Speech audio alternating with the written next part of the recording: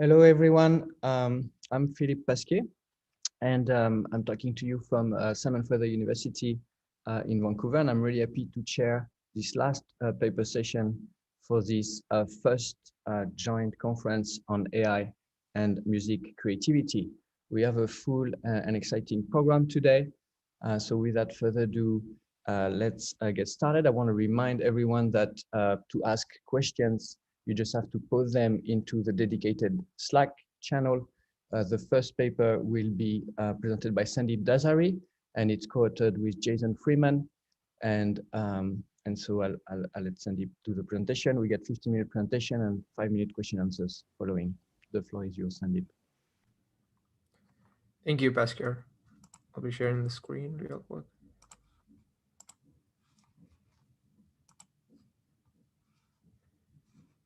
I hope you can see the screen. No.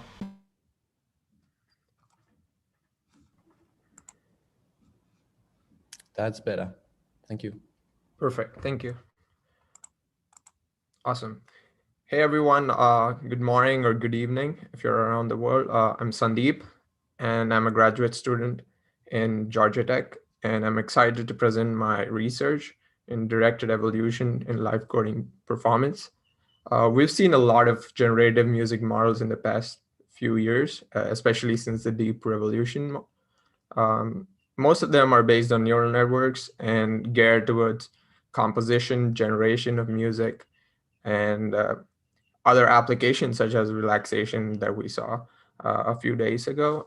But this paper presents a tool to perform live code using a generative system. This paper uses existent technologies, that is live coding music and generative algorithms in a novel way in live coding performance music. So what we did in this paper was we initially looked at the paradigm of live coding music and how it affects and what are the different challenges in this practice. And generative algorithms or genetic algorithms themselves are known to suffer from a famous problem, that is the fitness bottleneck. We'll go over this problem briefly and try to solve this, since having the fitness bottleneck is something we do not want in live coding performance or any kind of improvisation performance. And then we propose a variant of a genetic algorithm in a popular live coding language, that is Foxdart. We propose the API in Foxdart, which allows you to interact with generative algorithms or genetic algorithms. This paper tries to outline the design and implementation of the system as well as the usage. We go over the limitations and the future work, which is largely the evaluation of the system.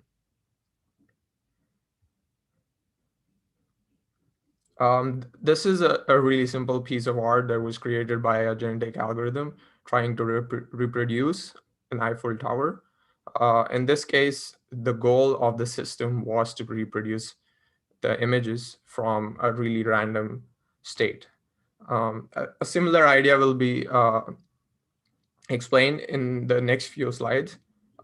Firstly, we'll look at live coding music, about the practice. The practice itself is pretty unique and exciting, and it empowers the artist to become a live coder who can improvise and experiment creatively. This paper works with the popular live coding language, that is Foxdart. It's a Python-based live coding language where the coder can access a wide range of parameters with a single line of code, as you see. This is an example of a player object in Foxdart. The coder has access to manipulating an audio file with this single line of code. And this piece of code repeats over a while as it is executed. This can be viewed as what I want to introduce as a musical simple. The relevance of this simple will be established in the next slides. Live coding music itself has quite a few challenges associated with it. We do not try to solve all the challenges, but we pick a couple of these challenges that the generative algorithms can address. As the chorus sets up a meaningful state of music, you often see periods of silence or a certain musical piece that is being repeated in for a while. So this is one of the challenges that can like push away audiences or introduce a repetition in the music that is not desirable. Another key challenge that we talk about is the extreme granular control of parameters. It can be overwhelming and tedious to change parameters just to avoid repetition. Generative algorithms can solve these issues. However, it's really important for us to establish the balance of control and surprise. That is one of the key questions that is addressed in the papers. So most of the previous applications of these algorithms or generative algorithms have been use cases of novelty search, where you're trying to explore a latent space of musical parameters.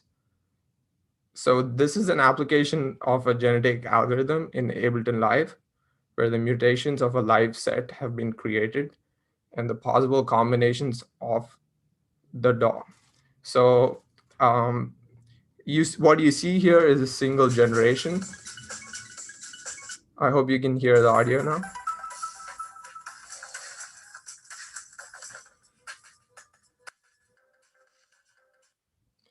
So this is a really simple experiment of applying genetic mutations on the combinations of clips in an Ableton Live set, where multiple combinations are each single dot in the map. But what you see here is a single generation of the system.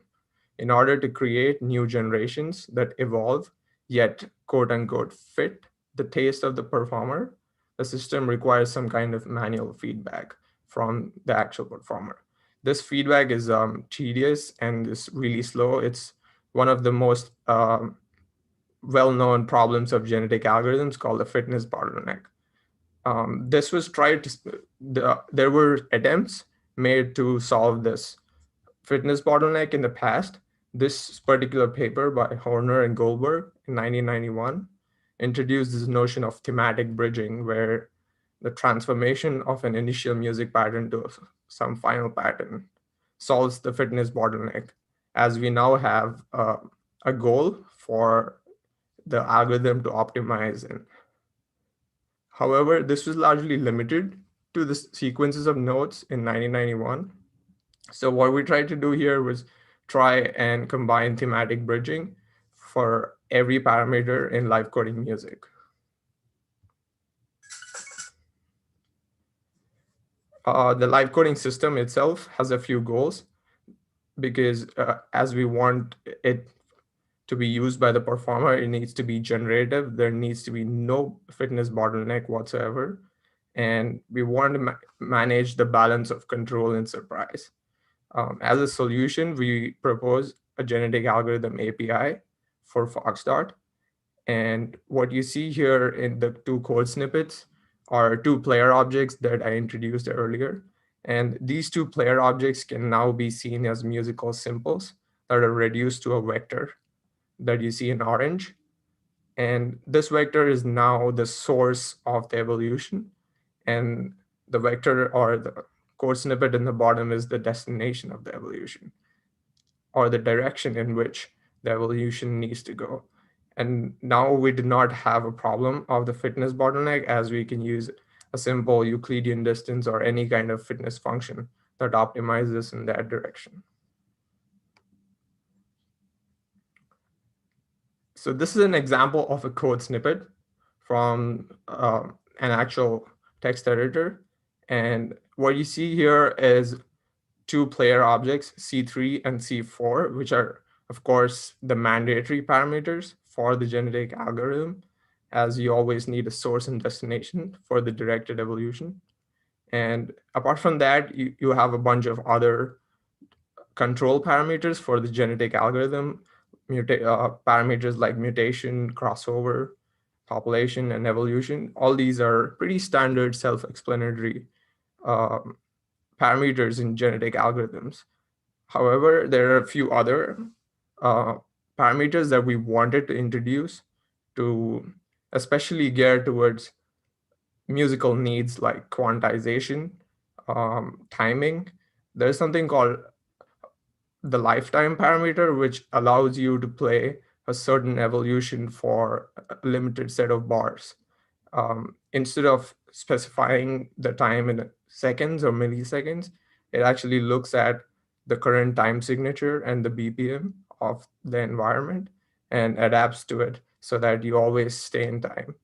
There is interpolation, which allows you to interpolate linearly or exponentially between your start and end points so that you have a gradual shift. Also about how to control the system, we thought the control is simplified if it keeps consistent with what we have in existing live coding practices, something like key bindings which allow you to execute or stop an evolution. These key bindings are set apart from what Foxdot already has, which are like the command enter and command dot, which either start or stop an execution. One really specific idea that we had was to always have control of the system as it generates. So you see the generated function up here, which is just a Python function, and it has the source node is being continuously updated. But you also see the next line where it allows the user or the live coder to override the generated attributes. That is the extended control of the system that we were planning.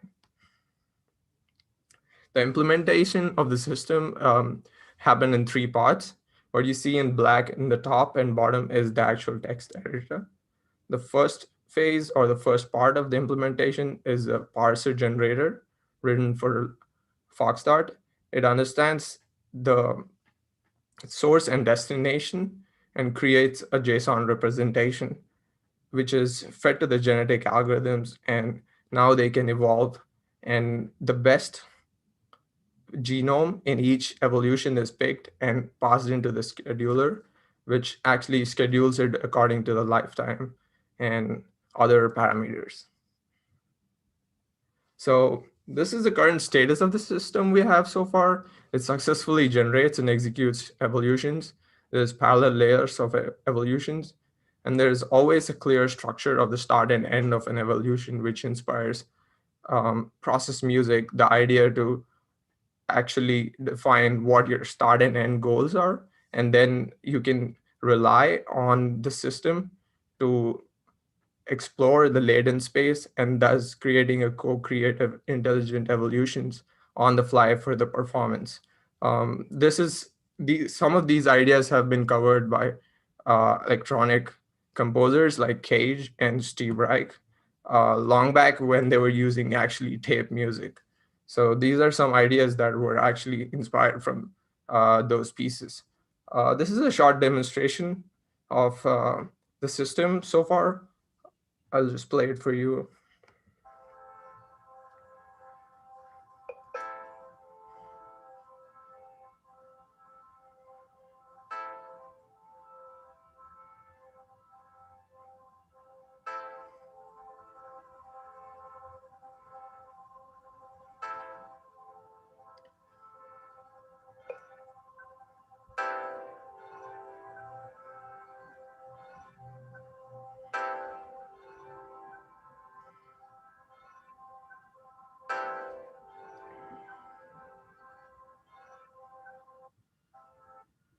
So in this system, what you really see in this video is a small evolution for the ambient drone K1, which is being evolved into K2. And the values are being constantly updated every 2 bars over 3,000 evolutions. And you gradually see the values being changed and executed on their own. So now as a live coder, you can move to another set and start experimenting or exploring another musical symbol, and thus you're building your own piece on the longer end. Just like any other generative model, even music also comes with its own set of limitations or shortcomings. Some of these can be readily solved, And some of these are just byproducts of the system that we have to understand and work with, something like accepting the surprise of the system. If plotted on a line between surprise and control, where the autonomous systems are on the left, which is the surprise, and our traditional music instruments are on the extreme right of of the line. Evo music is somewhere between these two, however, is still tending towards surprise and trying to move towards control. Some of the future work we have is to improve or enhance that control, where we actually dimensionally reduce the evolutions and visualize them. And we also plan to do a formal evolution of the system. So I see directed evolution as an efficient and simple practice in enhancing our interaction with generative algorithms and exploring new frontiers in live coding music. This system is a prototype in co-creating with an intelligent genetic algorithm and is well worth exploring in the future and probably expanding it to other algorithms like neural networks or other function approximators. Thank you, and I'll open it for questions now. Right. Thank you. Thanks a lot for the presentation, Sandeep. It's really good to get to hear about something that is not based on neural networks these days. So there's quite a lot of work that has been done with generative system and evolutionary computation. I have a few questions, but I would invite everyone else to pose their questions on the dedicated Slack channel. You make the reference in your talk, Sandeep, to a system that uses musical novelty search in Ableton. Can you say who just for reference, whose system was that? I think it was a researcher named Samim, and I also have a link to his video, so I can post that in the Slack channel as well. Yeah. It wasn't a research paper, but it was an exploration uh, in Ableton Live using the combinations of clips. That was one of the sources of my work where I started with and trying to understand the fitness bottleneck. Mm-hmm. Yeah. Great. So I had a question for you. Live coding is fantastic. It's I often say it because I'm very generative system centered, as you know, the writing of a generative system in real time, and really considering like coding as a practice, like as an artistic practice. So, you know, you don't play guitar when you live code. You play code. And so I understand you're the user of the system. Did you try to have the system worked with other users, or did you present it publicly? What's the situation in terms of practice of using that, and how does it feel as a practitioner to use your directed evolution approach? So this is something that I'm trying to cover right now in terms of a formal evolution, where I have newcomers to Foxdot as well as experienced live coders, and try and see what differences they find in exploring this kind of practice.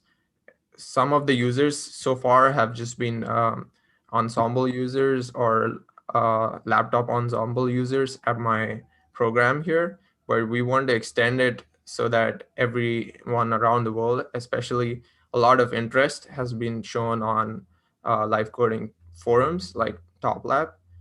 And it is also an open source project, so I would definitely encourage a lot more people to download it and try it and see how it fits into their practice. Mm-hmm. We have a question on the Slack, another question for you from Roger Dannenberg, who is asking you to elaborate on the difference between interpolation and evolution. Yes, that's a good question. Um, yeah, so interpolation here is something that Foxdot inherently has, where it's either a linear interpolation or an exponential interpolation, where a certain parameter, say the amplitude in this case, is being interpolated from a value of 0.08 to a value of 0.5, and it's pretty much linear. Whereas in terms of evolution, the entire vector is being um, directed in the direction of the goal instead of being linearly interpolated. So you see a lot of different variations of the parameters in the system. In the video that, or the demo that we saw, the ambient drone has a lot of values like the room, slide, and tremolo, which are being interpolated or evolved in multiple directions. You see something like, yeah. So this is a demo that I've been making for the visualization of the evolutions. Sometimes the evolutions take random mutations where you have new values or new combinations of these parameters, whereas the interpolation is just a linear or an exponential function. Mm-hmm. So is it fair to say that you use the evolution to draw this sort of interpolation, but the sequence of evolution is always different, so it's less deterministic maybe than a linear interpolation. Is that a fair characterization? Yes, it introduces the kind of surprise into the system that linear or exponential do not. Mm-hmm. So it's like a very complex function that's being changed over time. And concretely, how does it work when you trigger an evolution? Then what decides how long it's gonna evolve for before you take over as a life coder? Yes. So we have a few genetic algorithm parameters that you see on the bottom left here. Something like number of evolutions defines how many evolutions the system has to go through, or it can be better explained as number of epochs of the system that it works on. And something like the skip generations allows you to play every 200th generation or every nth generation of the evolution. So the number of evolutions really depends on these parameters, as well as the lifetime parameter here allows you to play each generation for, say, a number of bars. So if you wanted to play every 200th generation at every for 4 bars each, you could specify that. And now you have this whole piece that plays for 24 bars over a period of 1,000 evolutions. Mm-hmm. Interesting. Okay. So if there's no question, I see that there's no more question, then we're going to move on to the next presentation. Thank you, Sandy, for your presentation. Thank you so And much. and the Thank you for next the presenter questions. would be Fred Bruford, who has co-authored with Scott McDonald and Mark Sandler. Fred, the floor is yours. Hi, just let me share.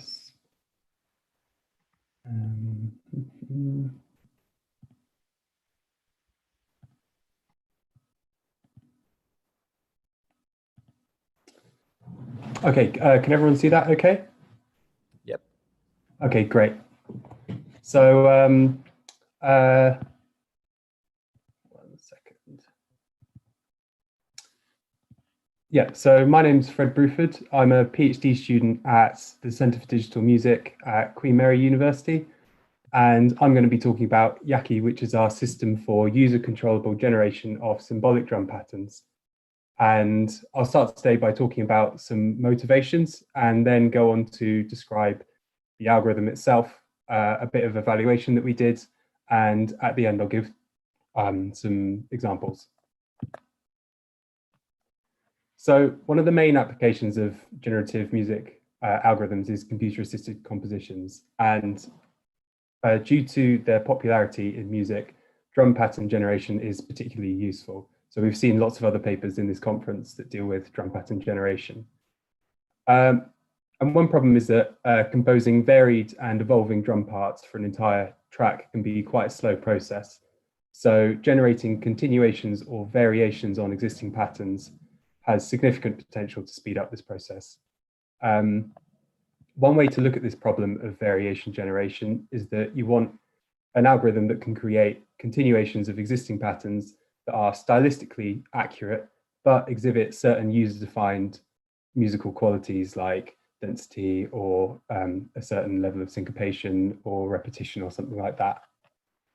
So firstly, named after the drummer Jaki Liebertzeit of Cannes, who's a pioneer of robotic drumming. And in brief, it works by generating continuations of symbolic drum patterns based on a seed pattern that the human provides and a set of feature targets. So going step by step, you start with a seed pattern, which is a 1-bar drum pattern. You then provide desired scores for low, medium, of high for a set of musical features. So you might say low syncopation and high density or something like that. And then the LSTM encoder-decoder network tries to predict the second bar from the first bar that the user provides. And then the deep reinforcement learning tunes this pattern, modifying it kind of iteratively to try and get a pattern that exhibits the feature scores that the user would like, but keeps close to the LSTM's prediction.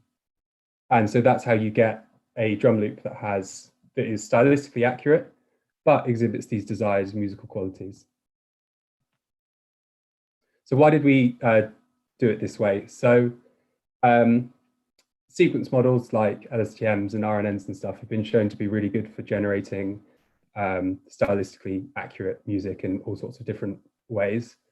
But something that we found when we were playing around with it to generate drum loops is that they were often, they would create quite generic drum loops or ones that were quite simple and not particularly interesting. But they would still be really stylistically accurate. So we needed some way of maintaining this, this stylistic accuracy, but being able to make the loops more interesting.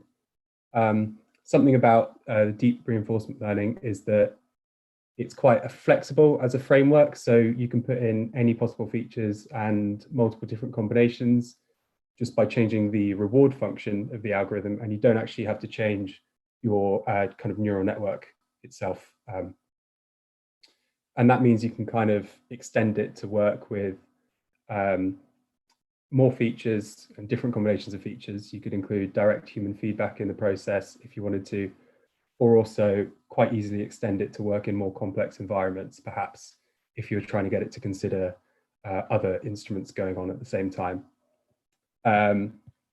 It also, it's quite fast, so the tuning process, just running on a CPU on a laptop, usually takes a few seconds. And it's also the fact that deep reinforcement learning in particular has been shown to be quite successful, well, extremely successful in lots of other kind of AI applications like playing Atari games and controlling robots and stuff like that. But it seems to be something that doesn't crop up that often in music. So I was kind of interested in exploring it. So I'm now going to give an overview of the algorithm itself. We've got these two main parts, the LSTM and the DQN, which is the Deep Q network, which does the reinforcement learning. And the LSTM generates the kind of stylistic model, and then the DQN does the tuning. So the LSTM does two things. Firstly, it generates an initial predicted variation of your input drum loop that then gets tuned by the deep reinforcement learning. This is called S0 in the diagram. But the LSTM also generates a kind of stylistic model that is used to constrain the tuning of the deep reinforcement learning. So as the deep reinforcement learning changes the pattern, it tries to keep this stylistic accuracy. And I'll describe this more a bit later. The LSTM uses a encoder-decoder architecture, which the important thing is it's for sequence to sequence learning. So the input is a whole sequence, a whole drum pattern, and the output is a whole drum pattern. So the LSTM was trained on 5,500 2-bar drum patterns. Each pattern had 5 instrument parts. And as there were MIDI patterns, there was no timbral information. They were all in 4/4, no velocity, and kind of tempo agnostic, which meant that we could represent the patterns as this kind of 32/16 one-hot matrix where you have 32 possible hit and rest combinations in five-part polyphony. And then you have 16 possible metrical positions per pattern, which correspond to semiquaver steps in 1/4/4 bar. So that's kind of how we represent the drum loops to get them into the system. Okay, so and so that's all, that's all fairly common kind of LSTMs and sequence models for music. But this is kind of the new bit, I suppose. So to be able to use deep reinforcement learning, we have to formalize this problem of tuning drum loops as a generic reinforcement learning problem. Reinforcement learning usually works by using this model of a Markov decision process. So the idea is that each time step in this system is represented by a tuple of 4 values. You've got your state, which for us is the drum pattern in this matrix representation. You have an action, which we define as any possible change in the drum loop. So basically adding or removing a note. You have the reward, which we calculate, based on did this change improve the pattern? And then you have your new state, which is your new pattern, and then that kind of goes around. In terms of the rewards, we calculate the reward combining 2 kind of sub-rewards. Firstly, we have the style reward, which comes from the LSTM, which measures how close the pattern is to the target style of the seed drum loop, the input. So the output of the LSTM is a probability distribution, not just a pattern. So we can measure how well our output pattern fits this distribution based on the log probability of the output compared to the distribution. And then for the feature reward, this is calculated as the sum of absolute differences between your target features, so your target syncopation or density level or whatever, and the actual features as calculated from your output pattern. So for full details of how we calculate these different rewards, I recommend checking out the paper. So given all this then, the aim of the DeepQ network is basically to work out how to choose the right actions that maximize this overall reward. And it kind of goes through this process of choosing actions and seeing the reward and trying to adjust its actions again and again until the reward meets your required threshold, and then the algorithm terminates, and that's your drum pattern.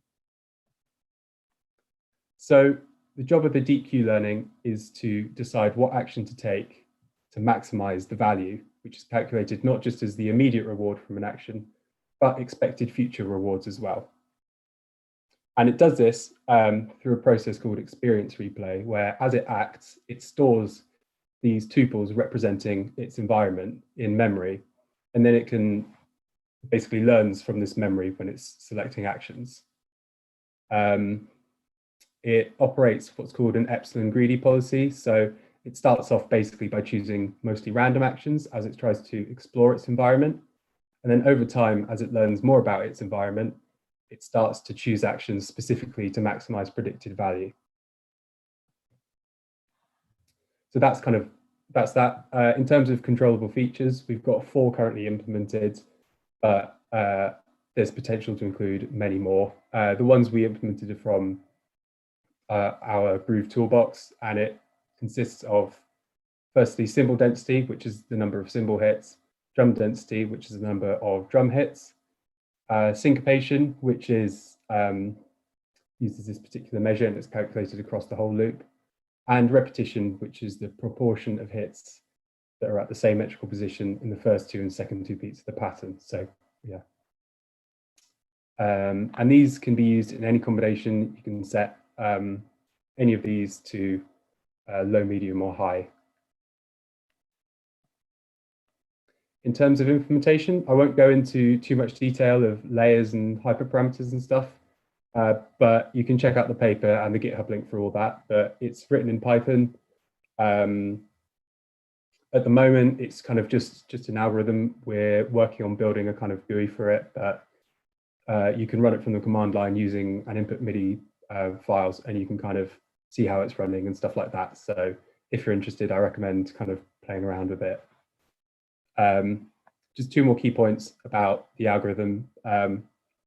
Firstly, the reward threshold that I mentioned earlier lowers over the time to ensure the algorithm arrives at partial solutions. So if after so many iterations, it's not able to get an exact, generate an exact pattern that has exactly the scores that you want, it will kind of run through, it will try and get, slightly less of a score. So you end up with these partial solutions. And then we also found that we could speed up the training and generation process quite significantly by resetting the environment periodically. So going back to the original pattern. We find this basically just reduces the time that the system spends in unfavorable states, which are far away from the style target. So, after so many steps, the loop has changed so much that it's completely different to the LSTM prediction. And so you just kind of reset it and you can start again, basically.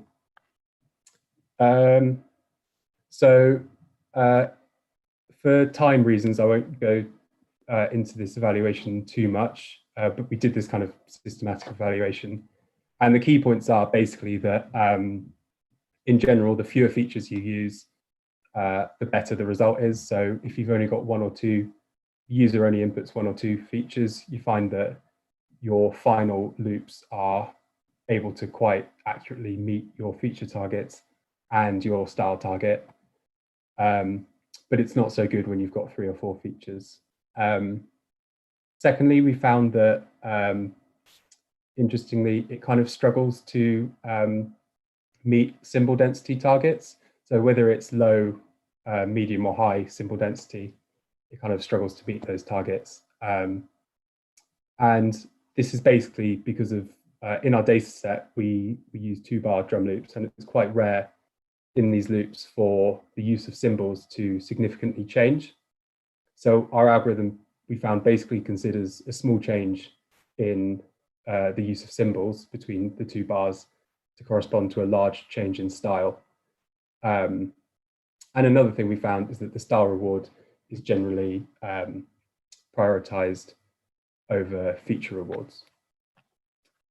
So I've got some examples to play. So what I'll do for these, we've got three seed patterns. And then for each, I've got the LSTM, and then 3 variations generated under various feature settings. So R stands for repetition, S syncopation, CD symbol density, DD drum density. So I'll just play these through. So this is the seed of pattern A. This is the LSTM prediction. So you can see it's kind of quite similar, quite generic. This is high repetition. So mostly high repetition, but it does have this kind of extra note in the second half. This is high syncopation, high repetition. So it manages to successfully be more syncopated and with quite a lot of repetition in that. And then this one's just high syncopation. And then for pattern B, LSTM, low syncopation, low simple density, and then finally,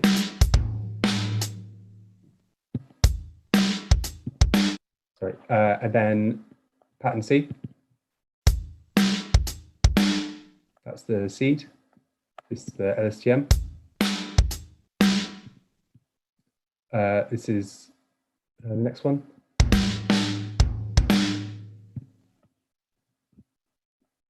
And then low symbol density, high drum density. And then high symbol density and low drum density. So for that last one, we see, again, this kind of problem with symbol density, that even when you put the symbol density to high, it's only able to add 1 more symbol hit. So that's kind of something we need to look at. Okay, so conclusions from that, it's kind of broadly able to generate drum loops that fit the style of your input drum loop, but can sometimes exhibit these extra feature characteristics. The LSTM output generally tends to be quite generic, which does support the use of this extra tuning stage. It also generally works better for fewer features, although it does have this problem with adding symbols or adding or removing symbols to patterns based on some limitations in the data set. So for further work, we're going to be looking at building a GUI and running some user studies and trying to use this as an actual production tool. We're also going to include a weighting scheme for style and features to encourage further deviation from the style if you want to prioritize meeting the feature targets. And we're also going to add more features like hopefully look at expressive timing and other things. So yeah, that's all. Thanks for listening. Thank you, Fred. That's an interesting approach. I see that there's questions being posted. I'll come to them, but first I have one that I think a lot might want to ask is why 1 bar? Because if I understand, it's a 1 bar seed and 1 bar output. Yeah, that's right. I mean, really, that's just I had access to this data set of 2 bar drum patterns, and it was also the idea would be to generate. Yeah, I mean, it's kind of the data set, and then the idea with the data set is you'd be able to generate sort of further down the line, you'd be able to generate more complex drum parts bar by bar, basically. So you could do it kind of bar to a bar, a bit like how yeah. So the idea would be to use it in a situation of sort of as a drum continuation or things like that. Yeah. I mean, the application that I was kind of thinking of is more in a DAW for kind of studio work rather than live work, for when you're kind of building building your drum parts in blocks, essentially. Mm-hmm. Jason Brancasio, and sorry for mispronouncing names, is asking, how would you adapt your work to generate novel drum fills? Varying syncopation and repetition might not be enough. In a pop song, for example, you might hear 7 bars that vary little from each other and an 8th bar containing the fill. Those 7 bars might not offer much information to use for predicting the 8th bar. Yeah, it's an interesting question. So maybe off the top of my head, one possible way you could do it is if you had some sort of feature which describes how similar the drum loop is to a fill or not, such as, does it have tom? Does it use toms? For instance, if I had a tom density feature, you could add the toms, and then it would make it more sound like a fill.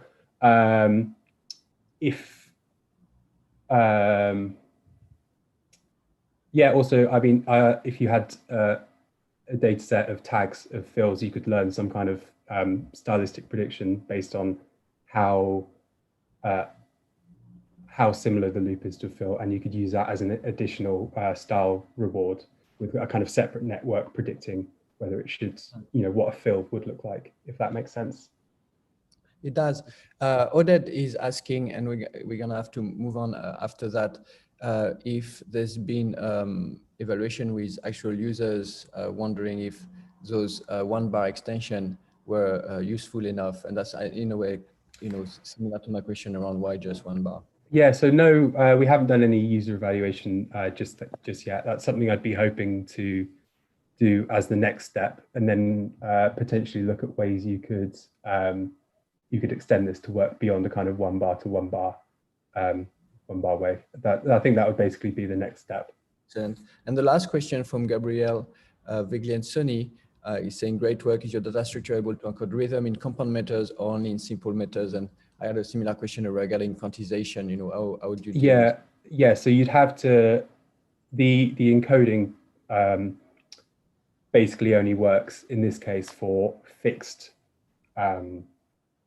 meters. So all of the drum loops in our data set with the same meter and the same length.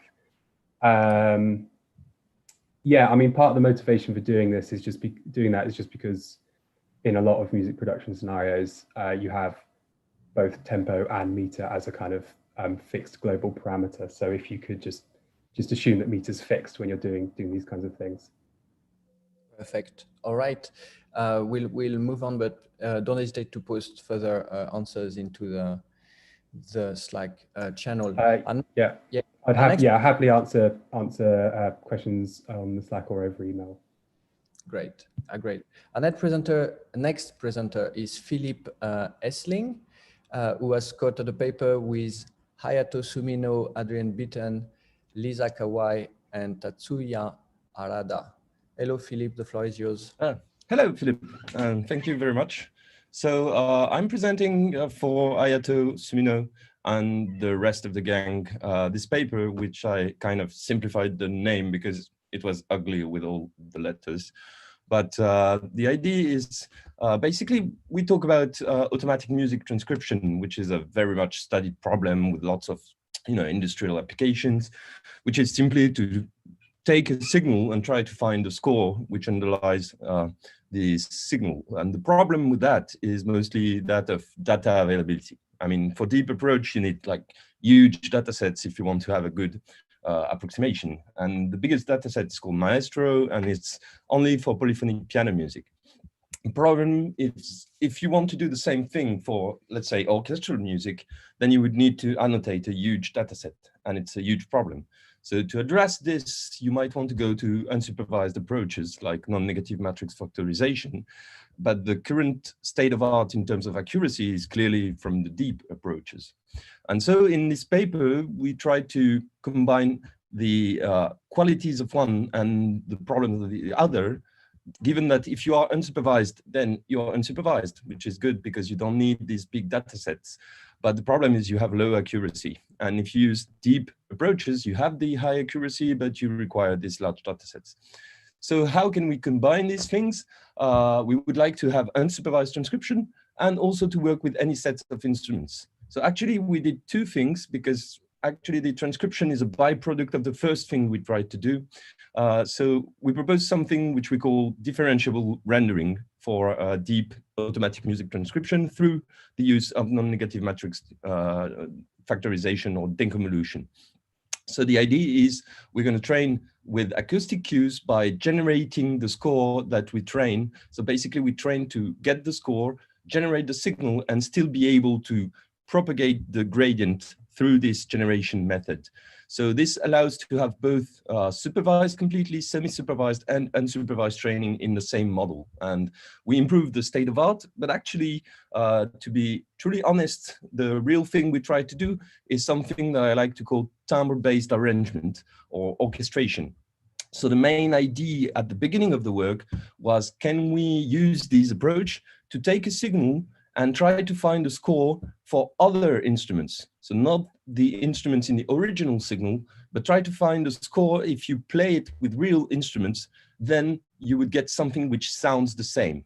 So the idea, you can translate this in science terms as, can we get an unsupervised transcription with a different target library, which is not that of the original signal? So we don't really care about, transfer, which means instrumental transfer, where you take a WAV files and then you get another WAV file with different instruments.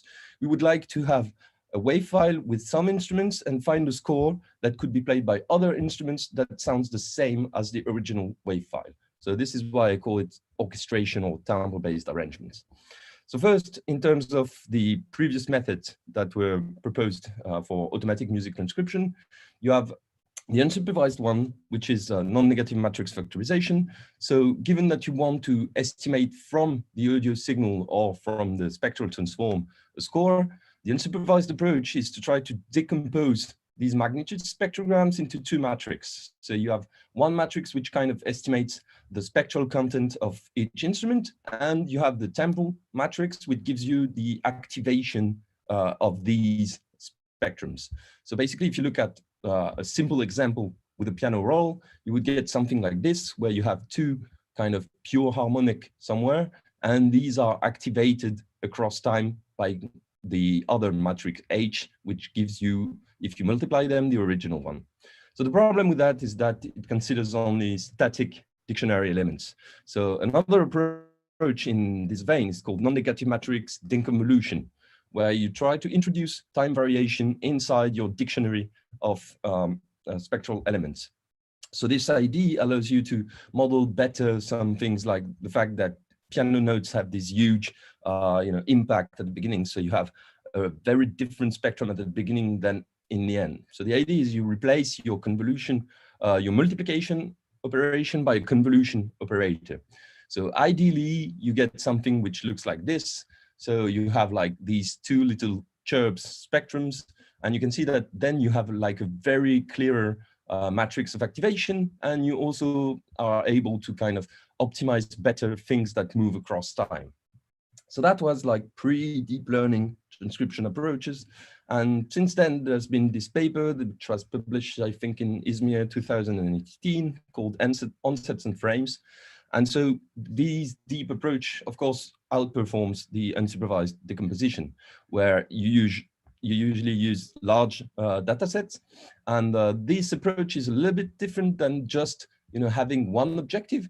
The idea is that you take your spectrogram and you still compute this frame loss, which gives you what notes are on at any time, but you also have a second one that gives you the onset positions. And this onset prediction is actually used to kind of ameliorate the frame prediction. So the results are really good. If you look at like actual transcription, you get like very close to perfect scores, but still this is based on the Maestro dataset. So the Maestro dataset is huge. And this is what is, I think, one of the biggest problem of supervised method is that you need huge datasets, and you also use binary cross entropy loss. So basically this means that your transcription errors are kind of the same, whether you annotate something which is like one semitone above and you have an octave error, which is clearly musically not as problematic as having a semitone error. And on the opposite end, the unsupervised method are like way less accurate. And you kind of impose large constraints on the type of data because you have a limited size of your dictionary.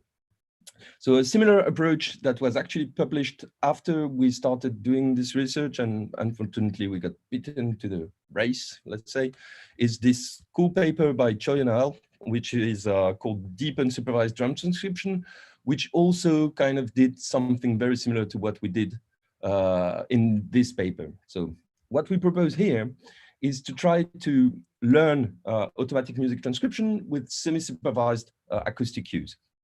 So we will introduce a differential rendering with MND. So if we take the typical, so this is exactly the same thing as onset and frames, which means we take the signal, we compute the CQT, and then we train a model that is trained with the loss on both the pitch and onset matrix, and the onset helps the pitch matrix.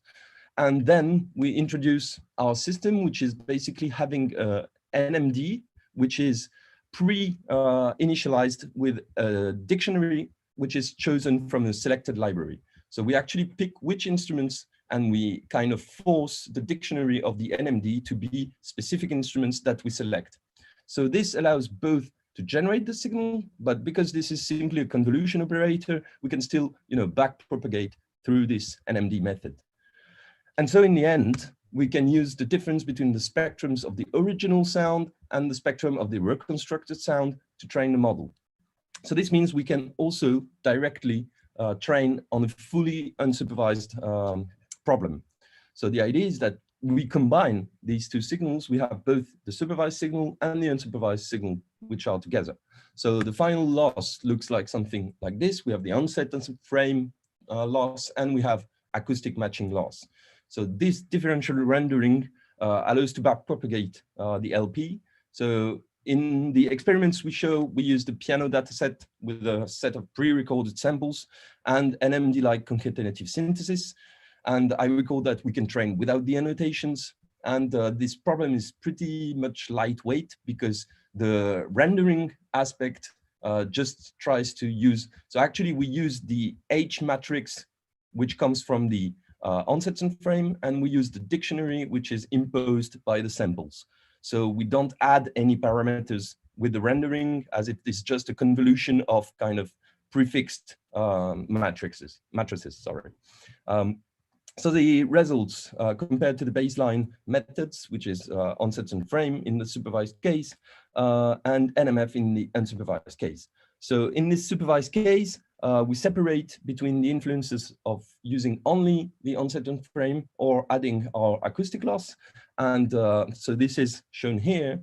So basically what we can see is that already by just using the acoustic loss without the onset loss, we can obtain almost the same results as the original onset and frame approach. And if we combine both, then we strongly outperform the original onset and frame. So this is clearly a good result, but we can show afterwards how to make this even better. And in the unsupervised case, we outperform the pure NMF, because actually you can see that as being NMF or NMD with having a neural network which parameterize your onset matrix. So this is why I think it might just strongly outperform typical NMD. So improving even further is actually quite simple, even though this is really not elegant at all, because we improve the results by, instead of considering one sample, we consider like 15 samples per node. So this strongly improves the accuracy, mostly in the kind of semi-supervised state, where having 15 samples helps with modeling different velocities and different problems, such as having different release. So basically, this is quite an inelegant kind of data augmentation approach to improving the results, as always is the case in deep learning. And to listen to some results, so this is an example of Prelude by Bach. So I'm going to play the thing which is directly synthesized from the piano roll. So this is the actual original score, but synthesized.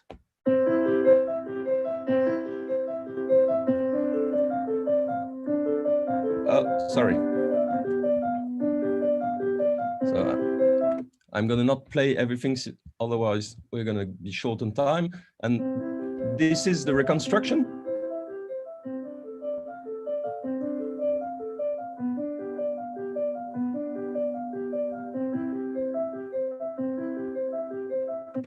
And then for a more kind of complicated and challenging example, we took Fantasy Impromptu by Chopin. So this is the original one.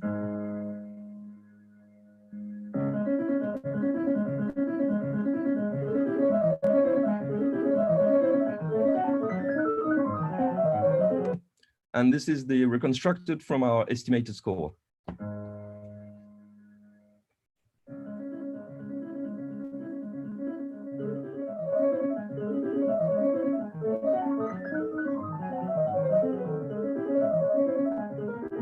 So you can see we are clearly very close to having exactly the score. And as I said in the beginning, that was not really my point when we started this project. The idea was using this unsupervised approach to be more creative about it. So as we are using this differentiable rendering thing, so basically we are saying we transcript the sound and then we can generate it, and then we can kind of train to be close to the original sound. What precludes us from changing the samples that we use for the rendering, which means we know that we have, for instance, a clarinet, a trumpet in the first signal, but what I want is I want to have a score for a synthesizer, and this synthesizer would be able to sound like this. Or oppositely, I have, for instance, an orchestra, and I want to find a way to play on my piano, but the piano should kind of feel the same way as the orchestra. I know this is impossible, but you can think also about the problem, which would be having any sound there, like a bird, a chirp, and finding a score for multiple violins that could reproduce this original sound, which is kind of an orchestration problem. So this, in this case, I call timbre-based arrangement. So the idea is that we put a track with a given set of instruments, and we optimize the score for another set of instruments by reducing the acoustic differences. So we can have scores that are completely different from the original one. What we want is we want to have the signal that sounds the same, but then we throw away the signal because what we want is to play the score in the middle. So it's a little bit weird, because we optimize this whole thing. We throw away almost everything to have something different, right? So the output is both the score and the audio arrangement, but in the end, we only use the score in the hope that one day someone will play this weird stuff. So in terms of results, so we compared to this paper called the Universal Music Translation Network, which is something that does timbre transfer. Timbre transfer meaning they only care about the audio transfer. So they use first this set of instruments and say, now this should be played by a violin. And our results is, for instance, if we take the Menuet by Haydn.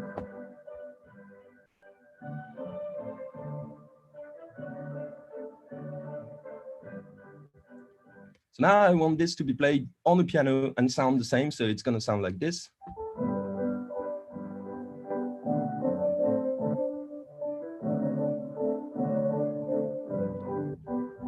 So this is quite cool because you can hear some kind of trills everywhere because of the, I think the inharmonicity differences between the violin and the piano makes the system kind of oscillate between two notes. So it creates a cool timbre.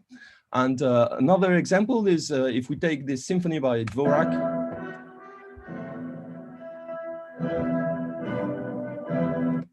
So, and we ask to find a score where we use only violins.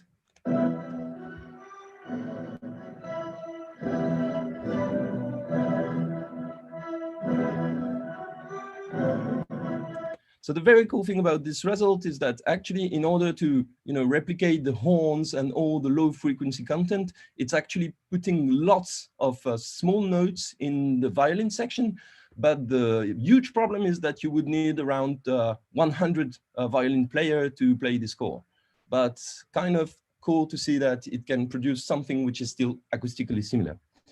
So just to recall, we presented something where we can use both supervised, semi-supervised, and unsupervised training to do both automatic music transcription, but also this funky creative thing called timbre-based arrangement.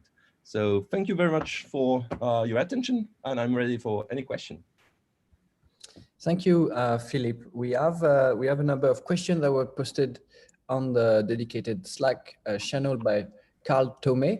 We'll see how far we'll have time to go in the next few minutes. The first one has to do with whether it is crucial that the rendering be differentiable aside from implementation convenience. Would it be possible to just predict piano rolls and render them outside of the differentiable graph and then add the loss term precisely like you have it? I think that the whole point of having this differentiable mechanism is that you can actually really use the acoustic information directly. So this means that if you remove the differentiability and you want to propagate the loss from the acoustic rendering, the only way I would see is by using some form of adversarial learning.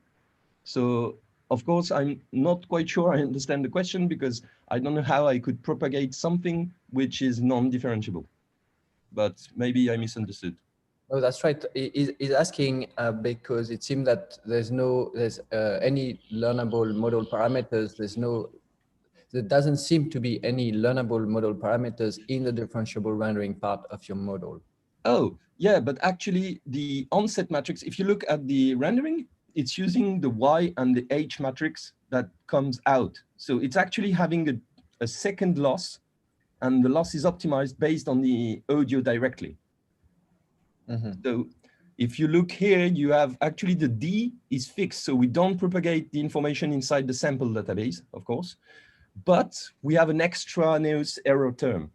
And this is the original argument, which is, for instance, if I annotate here a note which is very dissonant, something like a semitone, then it's going to get a huge error in the rendering, but it's not going to get a huge error in the loss, because the loss is going to consider octave doublings as well as it's going to consider semitones because it's binary cross entropy. So basically this is, you can see that as a kind of supplementary error signal, which is acoustically grounded. All right, I think that answers the question very well. A last quick question is related work. How do you compare your approach to the matching approach of Emmanuel Benetos. I don't know if you're familiar with this paper. It's a reference to a paper, Efficient Well, Shift Variant Models. I'm super sorry because I have no clue what this paper is. So okay, so we'll have to move on, but look into the Slack, Philippe, and you might do a little googling and find a way to answer Carl directly. okay, sorry, Carl. I don't know the Thanks paper. a lot for the presentation. It's good to see you going back to orchestration problems. I remember 10 years ago sitting at Evo Musard listening to you and orchestration systems. So thanks for that. Thank you so much. The next presenter, Hunt, who is also going to talk about patterns, but this time and repetition in video game music. Samuel, the floor is yours. And I think Bob is going to play a video of the presentation.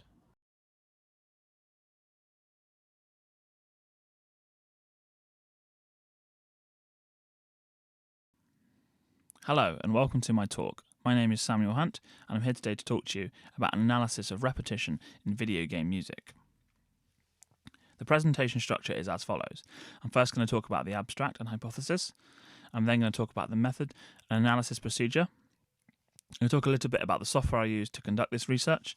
I'm then going to give a brief history of video game hardware and the selection process for the consoles that we chose for this research. In conclusion, and finally, I'm going to talk about work that is similar to this research. Video game music, unlike other forms and genres of music, is comparatively young in its development and undoubtedly heavily influenced by the hardware it was originally played on. This study observes whether the amount of repetition in video game music has been affected by limitations in hardware and physical storage size. Our work here is presented as work in progress. We hypothesize that early video game music will contain above average repetition due to several hardware limitations. Musical structure often derives from repetition and is one of many crucial musical elements for defining structure. For scope and simplicity, we solely focus on this element. To give you an overview of the method we use for this research, we first collect various video game music MIDI files. We organise these by system, deciding on 11 of them in total. We analyse them using a piece of modified software, IGMI, which we're going to discuss in a future slide, and then we computed the results. To start the analysis process, we first imported files in MIDI format. Songs that were not in 4:4 format were removed from the dataset, and this is due to software limitation. We then split the music into smaller clips based on bar lines. We then analysed each of these clips and compared them against every other clip on the timeline, and the ratio of unique versus repeated clips are then revealed. The first stage of this process, once the song is imported, is to split. So clips are segmented based on bar lines. Music that crosses a bar line is split at the next non-crossing bar line. From this, we ended up with 6 clips for analysis. The analysis process then goes through and finds bars that have identical musical content. So based on this example, bars 1 and 2 are identical, bars 4 to 5 and 6 to 7 are also identical, whereas bars 3 and 8 do not repeat. Of our 6 clips, 2 are repeats of another clip. Therefore, our repetition score for this specific piece of music is 2/6, or 33.3% recurring. Another metric we use that tells us how well the song can be split into single bar measures is the average clip size. For the above music, this is 1.33. This is calculated by dividing the total number of bars containing music, 8, by the number of analysis clips, 6. So for this research, we used a piece of software called IGMI, the Interactive Generative Music Environment. IGMI is actually a compositional environment for exploring generative music. It's unrelated to this project, but it was developed by myself. Additionally, it can be used for doing music analysis and segmentation. It's similar to other common music sequencers. The analysis itself could have also been done in any programming environment, but for the purpose of this research, we repurposed IGMI and added in the kind of automatic segmentation and analysis processes. Once imported and analysed, the structure can also easily be visualised inside IGMI. So in this, we can see the arrow arcs that show these structural links between the music, and colours are used to group clips that are repeated. The timeline can also be browsed and auditioned. It is also possible to print a large-scale image of showing the entire timeline, and this allows us to quickly see colours and therefore see the structure that's being repeated. In this instance, there are 7 repeats of this one clip, as shown by the same colour being used on the timeline. I now want to give a brief history of video game consoles. These can be thought of in terms of distinct generations, of which there are currently 8. These span a period of roughly 50 years, starting with Pong consoles in the early 70s and continuing to this day. Each generation brought about monumental shifts in technology, with each developing new and distinct audio hardware that supported various sonic possibilities. As the generations progressed, the physical storage size applicable for each game also increased. This is especially relevant between generations 4 and 5, when CD-based media became more prominent. For this study, we only focused on home video game consoles, neither handhelds or PCs were considered. So of those 8 generations, we settled on 4 for this study. Generations 1 and 2 contained little, if any, music, so there was no point really analysing those. And generations 7 and 8, there was minimal songs available in our database, which we're going to discuss in a moment. But also there's little difference in terms of audio hardware compared with previous generations. So this leaves us with generations 3 through to 6. We can broadly categorise each piece of hardware into one of 3 groups using work by Chang. These are chiptune and 8-bit, synthesis and sampling, and pre-recorded and streaming music. With chiptune and 8-bit hardware, there was minimal sound, often using discrete sound chips. The NES, for example, had 2 pulse wave generators, a single triangle wave generator, a noise generator, and a simple PCM playback system. Moving on from this, synthesis and sampling moved away from these discrete waveform generators into much more general-purpose synthesis. For example, Sega's Mega Drive used FM synthesis to synthesize music. Wavetable synthesis was heavily utilised given its small memory footprint. Both of these system types required the role of a programmer to encode the music tracks. Pre-recorded and streaming-based systems allowed music to be composed and recorded externally, for example inside a studio, and then played back in real time. For example, Sony's original PlayStation supported CD-quality audio playback, MIDI file playback, as well as more general-purpose DSP. At this point, the role of the composer and the sound programmer was starting to become fully decoupled. We picked several consoles from generations 3 to 6, including both 8, 16, 32 and 64-bit systems, covering both disc and cartridge-based media, encompasses all 3 types of audio hardware. The MIDI files were obtained through the VG MIDI database. 21,391 files were analysed in total. This table gives a summary of the consoles we used for this research. The process for completing the bulk analysis is as follows. After downloading the MIDI files, we split these into sets based on console. Duplicate entries were removed before any analysis took place. Each set was then iteratively worked over inside IGME using the analysis processes described previously. In addition, if a song had duplicate instrument tracks, one of these was deleted. The results of this process were exported as CSV into Excel for analysis. The results are as follows. Here we have the name of the system. This is the number of individual music tracks that were analysed for each system. This is the average repetition score found for music for that system, with the standard deviation given in the next column. We also have the average length in bars, so this tells us how long on average a song was on that system. This tells us the average number of tracks, and the average unit size tells us how well the song was split into 1-bar measures.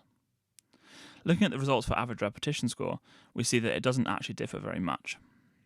We actually find the earlier generations have lower average repetition scores, but also the song lengths are on average also shorter. Whereas with their more modern equivalents, the average repetition score is ever so slightly higher, but the song length is significantly increased. Likewise, we also find as the generations increase, that so do the average number of tracks. So in conclusion, we found little variance in musical repetition between video game consoles and their subsequent hardware. Although older hardware itself did not specifically contribute to repetition, it perhaps limited the amount of songs that an individual song could contain, this possibly leading to more perceived audio repetition. There were of course a few limitations with this study. The style of music composed for a video game is hugely dependent on the type of game and is something we overlooked in this study. Future work may focus on the difference between such genres, although this would require some significant organisation of the dataset. A limitation of using MIDI files is that 2 independent music lines or voices might also be encoded on a single MIDI track. This may therefore have had an adverse effect on the results. However, it is considerably difficult to separate voices once they are encoded without tediously analysing and manually separating the content. Some similar work to our research is the work by Collins, who completed similar research in exploring the link between hardware limitations and the use of loops in 8-bit video game hardware. However, in conclusion she found that, rather than being the consequence of the limited memory available on these systems, loops were, at least in part, an aesthetic that grew as the games become more popular and more complex. Noting that creative composers have invented ways in which to overcome or make use of such limitations in their work. These are the 2 references that I talked about in the slide. I can be contacted at the following email address, and also if you wish to download a copy of IGME to use for analysis, then you may do so at this link here. Thank you for listening to my presentation. Contact at the following email address, and also if you wish to download a copy of IGME to use for analysis, then you may do so at this link to my presentation. Thank you for listening to my presentation. Thank you, Samuel. And we have Samuel live to answer some questions, and we have a little bit of time for such. So please post questions on the Slack channel. Otherwise, I'll start with my own question. It's an interesting piece of ludology and sort of game analysis. So the discovery of repetition really has to do with the definition of what is a repetition. And it feels like in this case, you take for repetition strict repetition of full bar patterns, right? Am I right in thinking that? Yeah, you're correct. Yeah.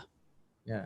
So did you consider maybe other types of repetition? Because they could be repetition, that are with patterns that are less than a bar long, or repetition that are just, variations of the same theme, but very, very close.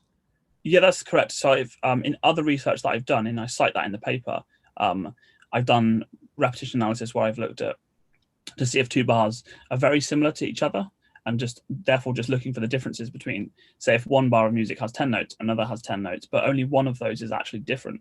Then we look at stuff like something called note mapping, which is basically like find and replace between two bars. But in this research specifically, we didn't look at that at all. We just looked at the straight up kind of just repetition for simplicity. Interesting. Then a second question I have is maybe a suggestion or a comment more than a question, is that did you consider, because there's a number of distance measures that exist, for symbolic music of that type, and so you could use that in the visualization where you visualize the repetitions with associating the same color to the similar patterns. What about having all the patterns also colored in terms of distance with each other in a way that would be visually meaningful, could be interesting? Yeah, that's certainly doable. Yeah. You mean grouping them into kind of clusters? Yeah, absolutely. Yeah. Being able to see, this one is orange, this one is red, therefore they must be quite similar, even though there's no repetition. Because when there's big change of parts, then typically all the patterns would shift, to a different set of harmonics or things like that. Yeah, sure. That's a good idea. And maybe last question was more of a clarification question that I had. In the table where you present some of your results, you talk about the average number of tracks. What does that refer to? That was the number of MIDI tracks that were encoded in the MIDI file. So that was the number of instrument tracks that were encoded. So actual track within the composition, to see a bit the complexity. It's slightly questionable in its sense, because, as I said, sometimes depending on how the MIDI file was encoded, you could have two voices encoded on one track, and then but on other MIDI files they might have encoded the two voices on two separate tracks. But it's quite a difficult thing to measure how many voices are encoded into one track without looking at it manually, from my experience. Yep. Okay. Perfect. Thanks a lot, Samuel. And I remind everyone that the Slack channels will be open after the talks as well. And so if more questions arise, then don't hesitate to pose them there. The last presenter and the last presentation for this session would be Gabriele Vigliensoni, who is co-authoring a paper with Luis McCallum, Esteban Maestre, and Rebecca Friedbrink. Gabriele. Hey there, can you hear me? Very well. And can you see my slides? Absolutely. Excellent. Hi, I'm Gabriele Vigliensoni, a Montreal-based musician and researcher, currently affiliated to Goldsmiths, University of London. And in this presentation for the 2020 Joint Conference on AI Music Creativity, I'm going to introduce the work that I've been doing with Louis McCallum, Esteban Maestre, and Rebecca Friedbrink to generate, visualize, and in the end, explore and making music with latent spaces learned from rhythmic patterns. So there are currently plenty of commercial libraries and publicly available datasets of MIDI loops. Also, some digital audio workstations such as Ableton or Logic allow musicians to convert rhythmic patterns in audio form into a MIDI representation. And this feature enables producers to create their own dataset of rhythms. But instead of browsing and exploring these rhythms one by one, which can be very tedious and not very musical or creative, we wanted to design a system for real-time generation and exploration of rhythms. A performer using the system should not only be capable of retrieving the rhythmic patterns from a dataset, but also to create interpolations or morphing between rhythms. And this would add variability to the rhythmic corpora by generating and exposing patterns that are not part of the original data. And since data is already available, this is a good match for developing a supervised or semi-supervised machine learning approach. So variational autoencoders, or VAEs, are a popular machine learning generative technique, as we've seen this week at the conference. Given data at an input layer during training, these neural networks learn a probabilistic function that approximates the regularities of points in a dataset and encode them into a very compact representation in what is called a latent space. In the figure, we go from a high-dimensional input vector in green into a lower-dimensional compressed representation in yellow. Once this space is generated, we can sample it to retrieve and decode points. In the figure, we go from the blue vector in the latent space to the high-dimensional red vector for the decoded content, which has the same size as the original data. Interestingly, the points retrieved and decoded from the latent space will resemble those ones in the original distribution, but may not be necessarily the same. So VAs have been used in a number of projects for generative system of melodies and rhythms, and so we have Drumify by the Google Magenta team, Neural Drum Machine by Tero Parviainen, Latent Loops by Catherine McCurry, Beat Blender by Blanca Smith and Phillips, and finally Rhythm BE by Nao Tsukui. However, all these projects have two outstanding limitations from our perspective. First, the latent space is hidden, or only a static representation of the pattern is provided, commonly presented as a piano roll, as can we see here in Rhythm BE. So we think these visual representations do not provide enough feedback to help performers to explore and play with the latent space in a musical or intuitive way. In other words, performers only see the pattern in a specific point of the space, but they are blind to the overall space. So the first limitation is the lack of or poor visualization of the latent space. And the second one, which we think is musically very important, is that the data representation used to encode the rhythmic patterns only permits to characterize or to model music in simple meter. That is music where the beat is divided in two.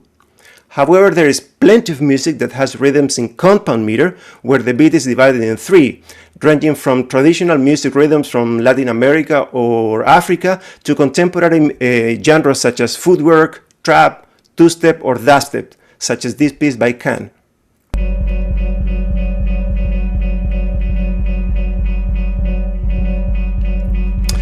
Then of our research were twofold. First, to choose a data representation for a VA to encode rhythms in simple and compound meter, and secondly, to create a visualization to help musicians to play with a rhythmic latent space.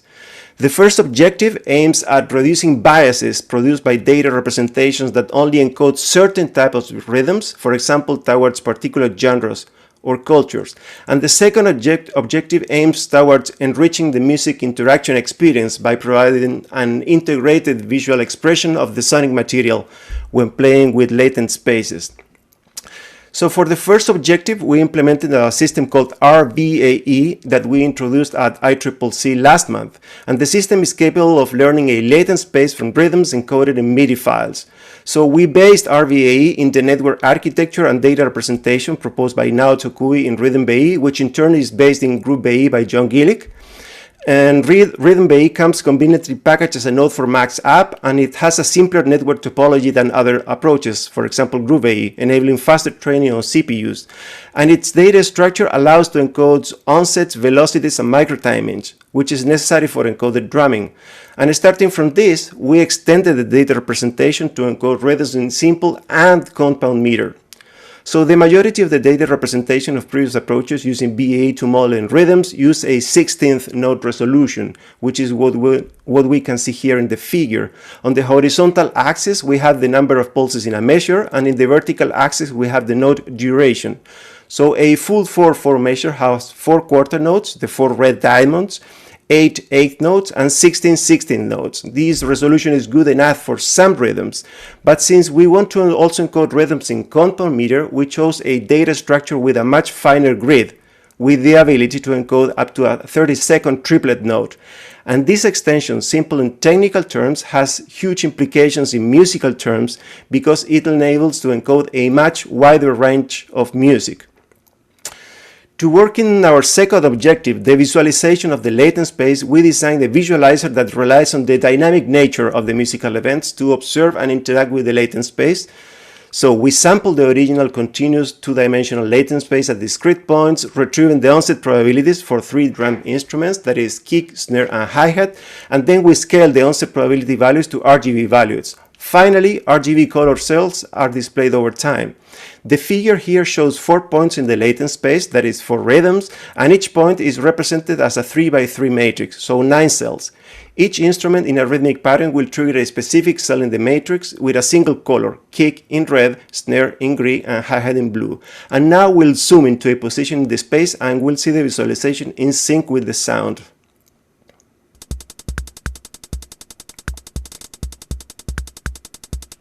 That example was a pretty small zone of the full latent space. When looking at the full space with the visualizer, we can observe the different structures of the data. For example, this is a latent space created with only 12 MIDI clips of patterns of footwork, and now we'll show a snippet of an exploration of this space.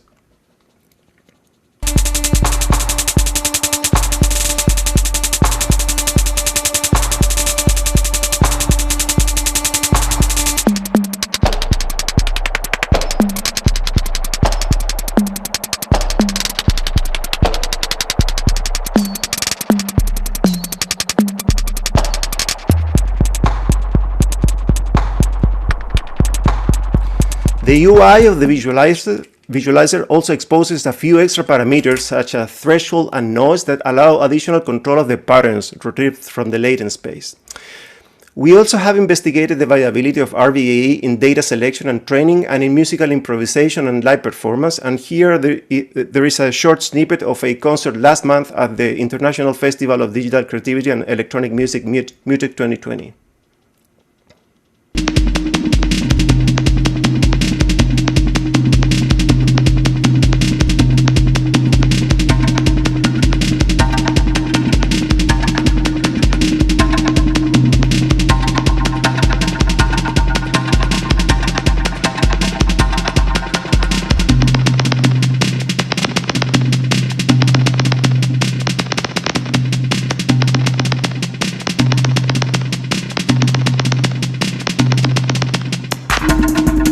I have to say that I was sampling the latent space of the operational autoencoder by using the XY grid of the MIDI controller, and I also have to say that it was a real pleasure to perform in front of a live audience in that show.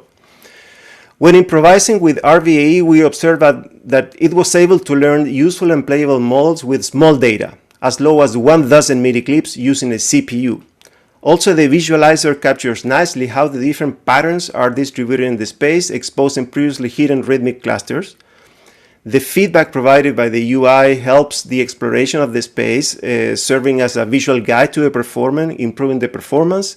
And the threshold control in the UI is an important parameter in live context because it helps to control the number of onsets retrieved from the space at any given point, resulting in fine control of the complexity of the rhythmic patterns, helping expressivity. So in this work, we have two main contributions. We created a generative system with the ability to model rhythms in simple and compact meter, and we think this change in the data representation reduces cultural and musical biases. And secondly, to the best of our knowledge, this is the first time that a dynamic visualizer displays rhythmic patterns in the latent space at once, at a whole. And so we think our visualization moves towards a more integrated visual expression of the sonic material. You can obtain more information details in the paper, and I invite you to download RVAE and play with the web-based visualizer by visiting these links. Thank you very much. Thank you, Gabriel. Great work, and well done for being exposed and playing at Mutec. For those who don't know, Mutec is possibly one of the largest interesting. You were there a few years ago also.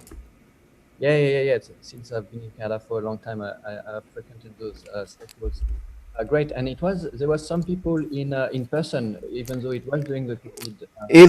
It was fantastic. They moved the festival 2 weeks into September so that it was allowed to have people keeping social distancing 2 meters apart. So it was a 500 people room, but there were only 800 people. But yeah, with people. So that was great. Yeah, excellent. So we have questions for you from the Slack channel. John Gillick is asking, as some Great, work John. regarding the data representation, I found that adding the 30-second notes resolution in the representation caused the training to be much harder and was less realistic when sampling. Did you run into this type of issue, Gabriel? Perhaps John, perhaps you had issues when doing that with Group VE, but because it uses kind of a much complex network architecture. But since I'm using the only fully connected feed-forward layers, it was much easier on my case. I actually didn't run into too much trouble. So I don't know if you were able to listen to the changes from simple to compound meter in the short snippets that I showed, but they were actually very well represented. Yep. Having said that, if you want to go from a section in the latent space from simple meter to compound meter, it's great if you have kind of more training examples so that your transition is smoother in a way. Otherwise, you will have a section in simple meter and then right next to it, a section in compound meter kind of driving next to each other. And that brings me to my question that I had around what is exactly this visualization? How do you structure the latent space visualization? And is there any color coding or things like that so that I can eventually interactively decide to do it as a more dense part of the space or more sparse?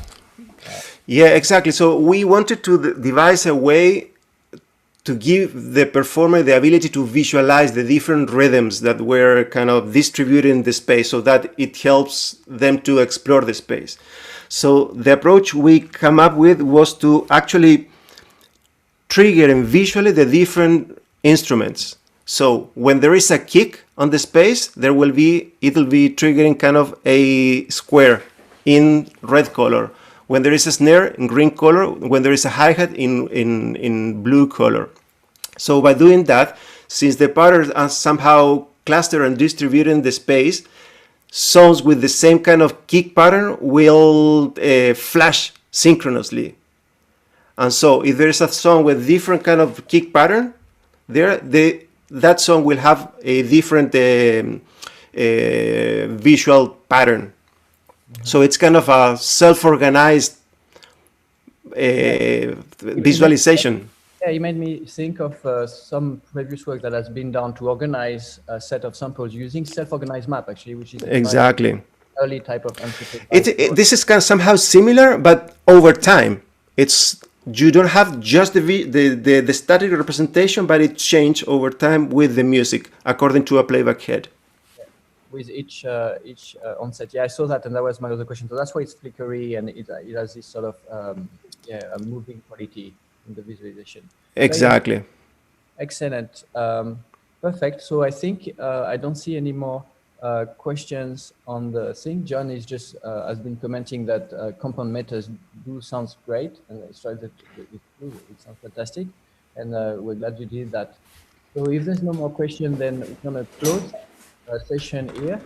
Let everyone some time to rest before we continue with the rest of the program of the conference. Thank you, everyone. I think it was a really, really strong set of work in this session, and I'll see you later for the conference.